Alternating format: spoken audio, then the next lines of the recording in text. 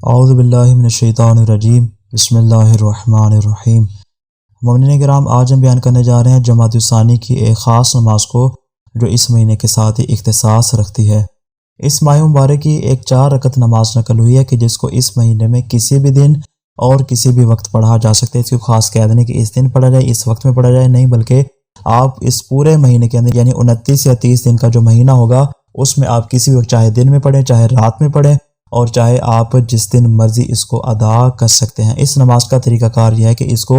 2 رکعت کی صورت میں پڑھا جائے، اکٹھی 4 رکعت کی صورت میں جس طرح نماز ظہر ادا کی جاتی ہے ویسے نہیں پڑھا جائے گا، بلکہ اس کو جداگانہ نماز فجر کی طرح 2 رکعت کی صورت میں پڑھا جائے گا۔ اس طرح کہ اس کی پہلی رکعت میں سورہ الحمد کے بعد 1 مرتبہ آیت الکرسی اور 25 مرتبہ سورہ قدر پڑھی جائے گی۔ دوسری رکعت میں سورہ الحمد کے بعد 1 مرتبہ سورہ تکاثر اور 25 مرتبہ سورہ توحید پڑھی جائے گی، اور اس طرح 2 رکعت پڑھ کے اپنی نماز مکمل کی جائے گی۔ پھر کھڑا ہو جائے گا اور دوبارہ جداگانہ جو دوسری 2 رکعت ادا کرے گا ان کو کس طرح پڑھے گا کہ اس کی پہلی رکعت میں سورہ الحمد کے بعد 1 مرتبہ سورہ کافرون اور 25 مرتبہ سورہ فلق پڑھے گا، اور جو چوتھی اور آخری رکعت ہوگی اس میں سورہ الحمد کے بعد 1 مرتبہ سورہ نصر اور 25 مرتبہ سورہ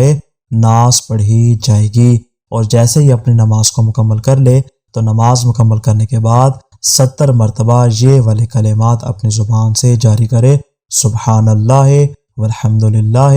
ولا الہ الا اللہ واللہ اکبر، یعنی 70 مرتبہ تسبیحات اربعہ کو اپنی زبان سے جاری کرے، اور پھر 70 مرتبہ محمد و آل محمد علیہ السلام پر درود پڑھے، اللہم صلی علی محمد و آل محمد۔ اس کے بعد 3 مرتبہ کہے اللہم اغفر للمؤمنین والمؤمنات۔ یہ عمل انجام دینے کے بعد پھر سجدے میں چلا جائے، اور سجدے میں جا کر 3 مرتبہ یہ والے کلمات پڑھے، یا حی یا قیوم یا ذا الجلال والاکرام، یا اللہ یا رحمان یا رحیم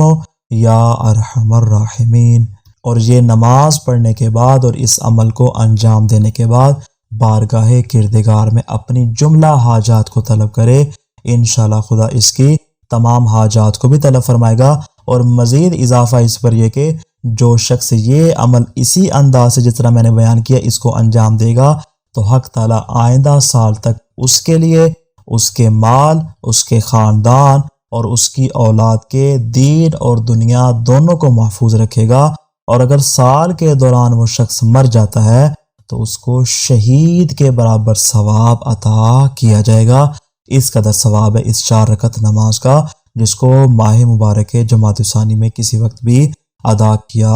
جا سکتا ہے، اسے کسی بھی طور صرف نظر نہیں کرنا چاہیے۔ والسلام علیکم ورحمۃ اللہ وبرکاتہ۔